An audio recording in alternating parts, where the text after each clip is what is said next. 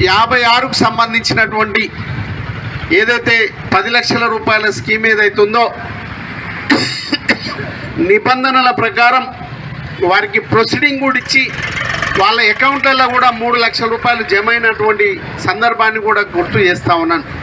ఈ నల్గొండ జిల్లాకు బడ్జెట్ కూడా అలొకేషన్ జరిగింది.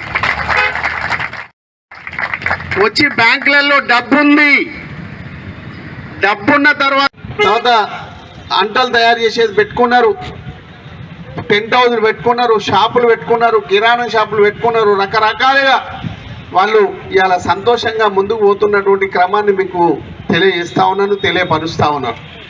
మరి అట్లనే మన నియోజకవర్గానికి కూడా 1100 మందికి సంబంధించినటువంటి మరి దళిత బంధు మరి స్కీమ్ని మనకు అలాట్ చేయడం జరిగింది. నేను కూడా వెంటనే మరి గ్రామాల వైజ్గా, మండలం వైజ్గా ఎక్కడికెక్కడ గ్రామ సభలు ఏర్పాటు చేసి మరి ఎక్కడ కూడా ఇబ్బంది కాకుండా ట్రాన్స్పరెంట్గా మరి వారందరికీ ఇచ్చినటువంటి సందర్భాన్ని మరి మీకు అందరు కూడా తెలియజేస్తున్నా.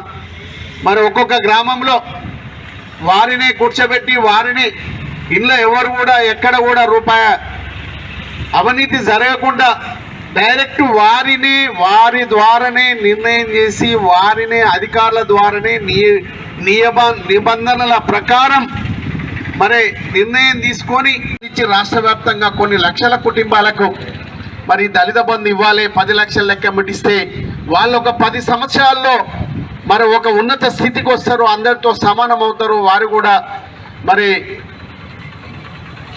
డాక్టర్ బిఆర్ అంబేద్కర్ కలలు అన్నటువంటి సమాజాన్ని నిర్మించినట్టయితుందని ఆలోచన చేసి కల్వకుంట్ల చంద్రశేఖరరావు గారు ముఖ్యమంత్రిగా మరి ఆ నిర్ణయం తీసుకొని మరి దశల వారీగా ఇస్తూ మరి మన నియోజకవర్గానికి గతంలో 100 దళిత బంధు ఇవ్వడం జరిగింది. ఆ 100 ఇస్తే గ్రౌండింగ్ చేయాలి దళిత బంధును వెంటనే, గ్రౌండింగ్ చేయాలి దళిత బంధును వెంటనే, గ్రౌండింగ్ చేయాలి దళిత బంధును వెంటనే, గ్రౌండింగ్ చేయాలి దళిత బంధును వెంటనే, గ్రౌండింగ్ చేయాలి దళిత బంధును వెంటనే, గ్రౌండింగ్ చేయాలి దళిత బంధును వెంటనే.